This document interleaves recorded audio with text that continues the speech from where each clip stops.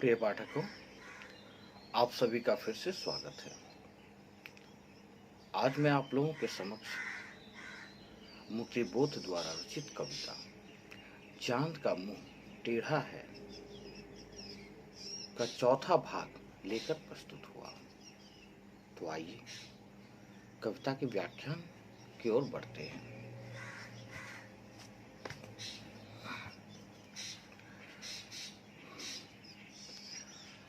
जमाने ने नगर के कंधे पर हाथ रख कह दिया साफ साफ, पैरों के नखों से या डंडे की नोक से धरती की धूल में भी रेखाएं खींचकर तस्वीरें बनाती है, बशर्ते कि जिंदगी के चित्र से बनाने का चाव हो, श्रद्धा हो, भाव हो।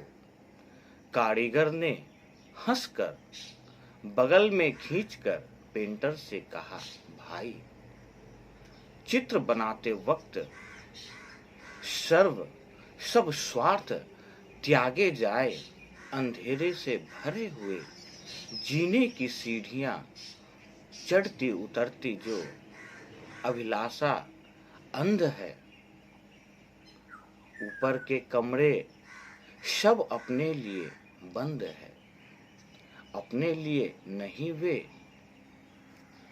तो आइए इन पंक्तियों की प्रसंग की ओर बढ़ते हैं। मुक्तिबोध जी यहाँ कहते हैं कि स्वार्थ त्याग कर ही जीवन की वास्तविक चित्र बनाया और सजाए संवारा जा सकता है, पर पूंजीवादी परंपराएं इस राह में सर्वाधिक बाधक है। अपनी प्रतीकात्मकता में इस विचार का तथ्यपूर्ण प्रतिपादन मुक्तिबोध जी ने किया है।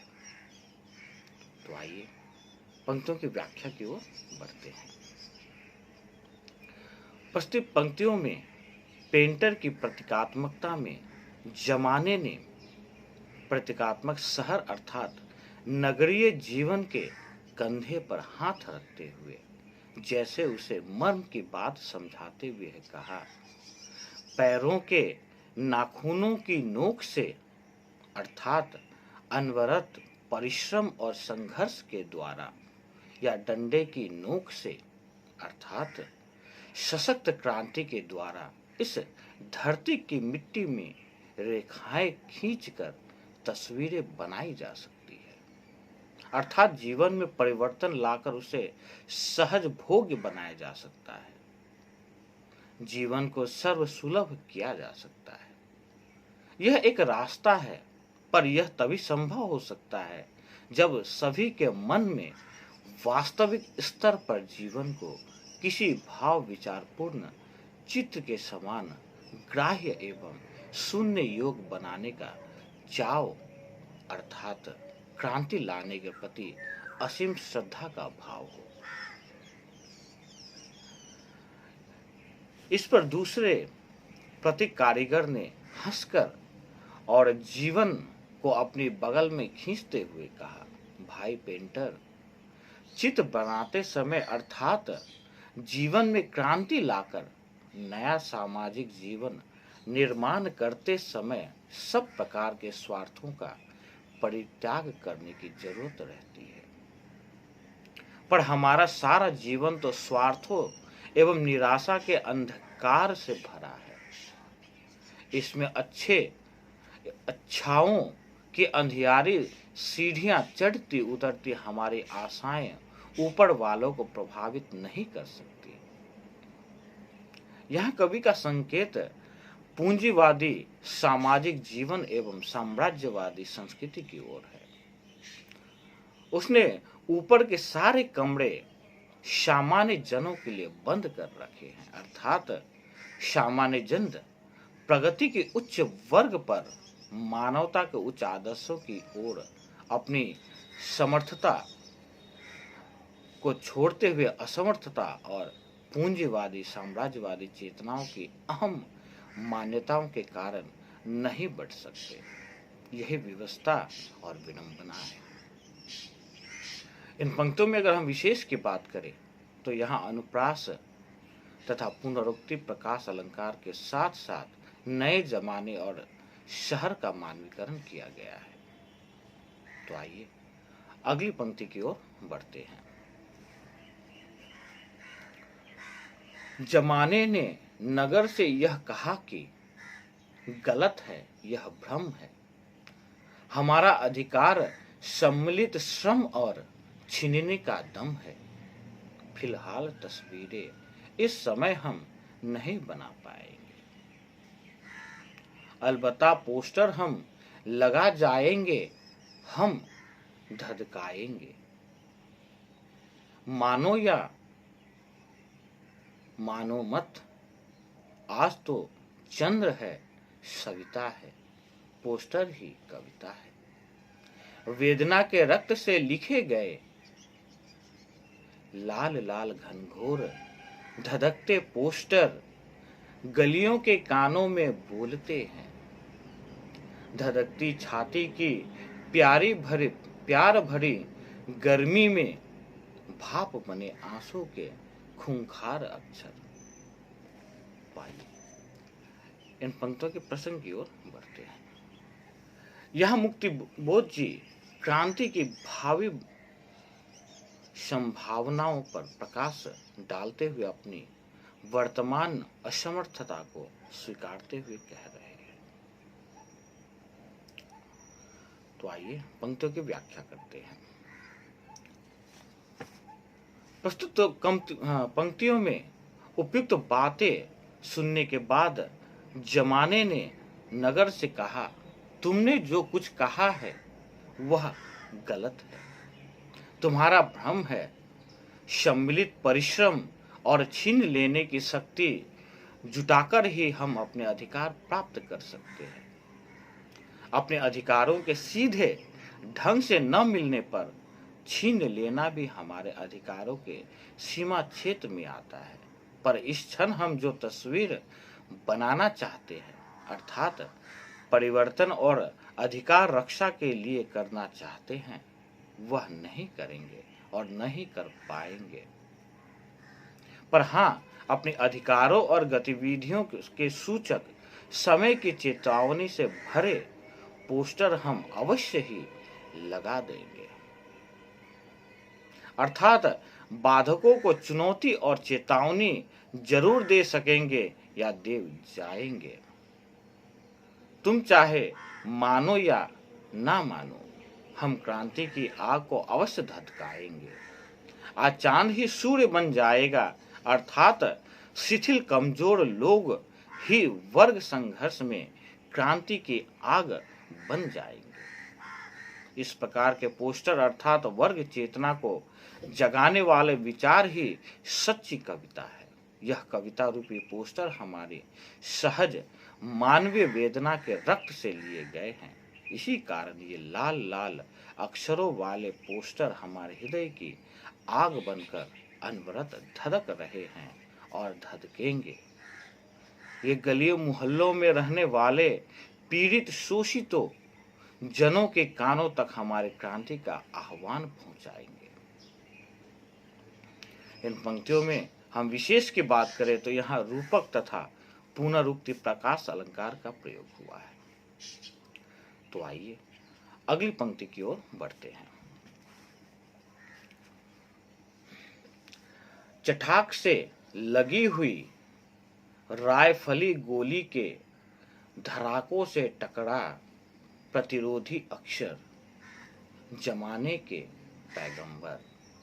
टूटता आसमान थामते हैं कंधों पर, हड़ताली पोस्टर कहते हैं पोस्टर। आदमी की दर्द भरी गहरी पुकार सुन, पड़ता है दौर जो। आदमी है वह खूब, जैसे तुम भी आदमी, वैसे मैं भी आदमी। बूढ़ी माँ के झुर्रीदार चेहरे पर छाए हुए, आंखों में डूबे हुए जिंदगी के तजुर्बात बोलते हैं एक साथ। जैसे तुम भी आदमी, वैसे मैं भी आदमी। चिल्लाते हैं पोस्टर। तो आइए इन पंक्तियों की प्रश्न की ओर बढ़ते हैं। आदमी आदमी में कोई मूलभूत अंतर नहीं होता है, पर सच्चा आदमी वही हो सकता है जो दूसरों के दुख दर्द को सुनकर सहायता के लिए भागा आता है, जो क्रांति और आमूल चूल परिवर्तन का ध्वज वाहक है। ये विचार प्रकट करते हुए मुक्तिबोध जी यहाँ कह रहे हैं। तो आइए पंक्तियों की व्याख्या करते हैं। मुक्तिबोध जी कहते हैं कि जब पूंजीवाद और साम्राज्यवाद अपनी बंदूकों से चटाक चटाक गोलियां चलाता है, तब इस प्रकार के क्रांतिकारी विचारों के वाहक पोस्टर ही उनके सामने प्रतिरोध बना करते हैं।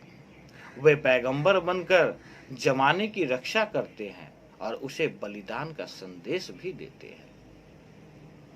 तब यदि विपत्तियों का आसमान भी टूट पड़ता है, तो इस प्रकार के क्रांतिकारी विचार उनको भी अपने कंधों पर रोक पाने में समर्थ हो जाया करते हैं।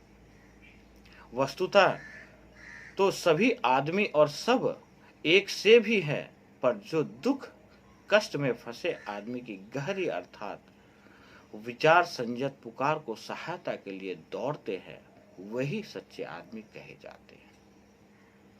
बूढ़ी माँ के झुर्रीदार चेहरे पर धसी आंखों पर अंकित अनुभव आदमी आदमी में भेद नहीं करते, अर्थात जैसे माँ के लिए सभी बच्चे समान होते हैं, उसी प्रकार धरती माँ के लिए भी सभी वर्गों के में बटे आदमी मूलतः समान होते हैं। भेदभाव बाहरी और निहित स्वार्थी द्वारा ही खड़े किए गए हैं। सच्चा आदमी वही है जो मानवता के धरती के दर्द को पहचानता है। आदमी आदमी में कोई मौलिक भेद न मानकर सभी के हित की जो कामना कल्पना करता है, यही जीवन की वास्तविकता और नैतिकता नीति सब कुछ है। इन पंक्तियों में अगर हम विशेष की बात करें तो यहाँ दृष्टांत अलंकार के साथ पोस्टर का मानवीकरण किया गया है। तो आइए अगली पंक्ति की ओर बढ़ते हैं।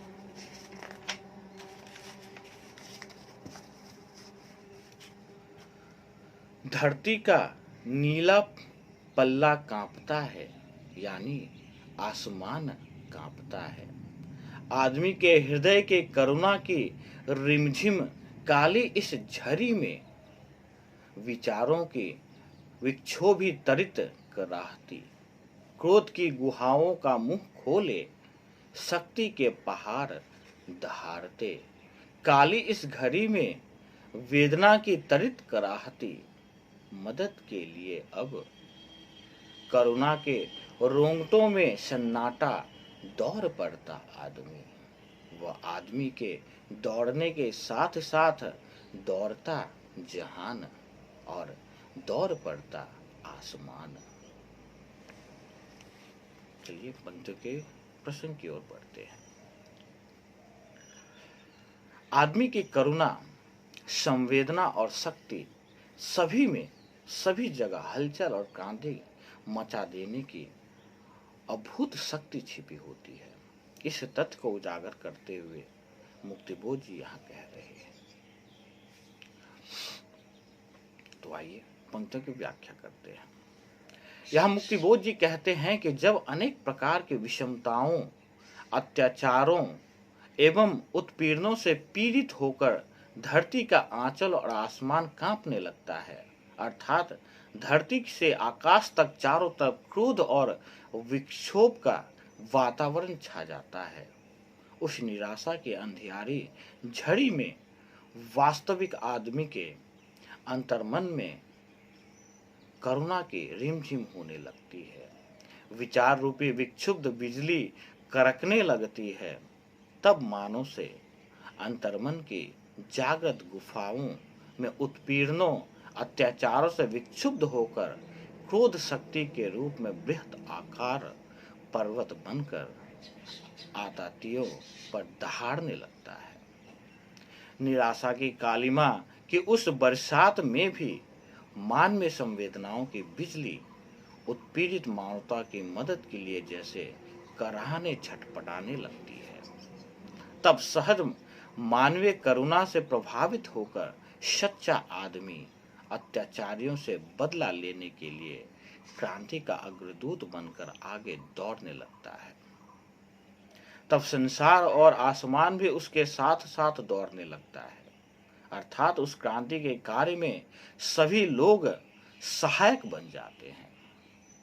मुक्तिबोध का तात्पर्य यह है कि मानवीय उत्पीड़नों को निहार कर सहज मानवीय संवेदनाएं जागृत करने की आज मुख्य आवश्यकता है। इन पंक्तियों में अगर हम विशेष की बात करें तो यहाँ अनुप्रास, रूपक तथा सहयोक्ति अलंकार का प्रयोग हुआ है। तो आइए अगली पंक्ति की ओर बढ़ते हैं।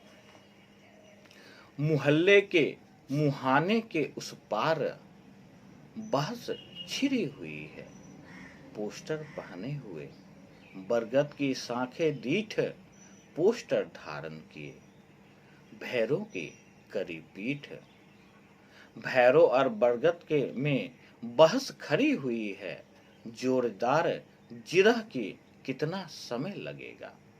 सब होगी कब हो और सुबह होगी कब और मुश्किल होगी दूर कब। समय का कण कण गगन की कालिमा से बूंद बूंद छू रहा तरित उजाला बन।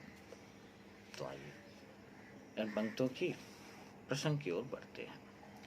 आज चारों ओर जागृत चेतना यह प्रश्न और बहस कर रही है कि इस विषमता और जीवन का अंत कब होगा, कब क्षमता सुख के सूर्य का उदय होगा। इन भावपूर्ण विचारों को अभिव्यक्त करते हुए ही इन पंक्तियों में मुक्तिबोध जी कह रहे हैं। तो चलिए व्याख्या करते हैं।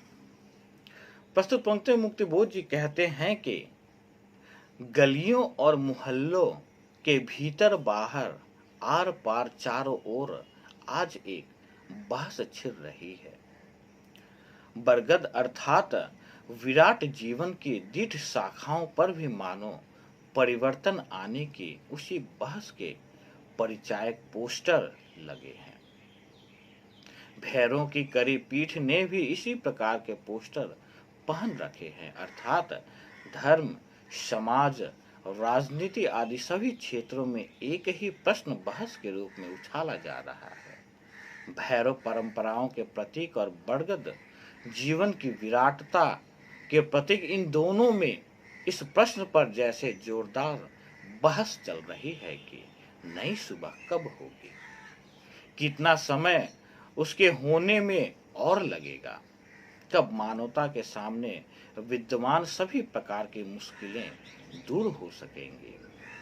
अंत में मुक्तिबोध जी बहस के रूप में उछाले जा रहे प्रश्न का उत्तर देने का प्रयास करते हुए कह रहे हैं कि क्षण क्षण बीत रहे समय के साथ साथ आकाश की कालिमा से बिजली सा उजाला बूंद बूंद अर्थात थोड़ा थोड़ा छूने का या प्रकट होने लगा है। मुक्तिबोध का यह भाव है कि आदमी के नए प्रयत्नों के परिणाम स्वरूप ऐसी आशा बंधने लगी है कि मानवता पर आई और समानता तथा विषमता की काली रात बीतेगी।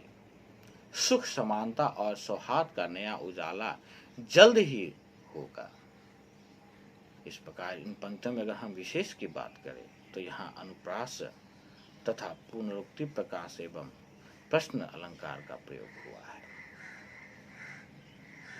इस प्रकार मैं आशा करता हूँ कि मेरा यह व्याख्यान आप लोगों के लिए सार्थक सिद्ध हो एवं आप लोगों से गुजारिश है कि अगर अब तक आपने मेरे इस चैनल को सब्सक्राइब नहीं किया है तो कृपया लाइक एवं सब्सक्राइब करें, ताकि यूं ही आप लोगों की सेवा करता रहूं। आज के लिए इतना ही। धन्यवाद।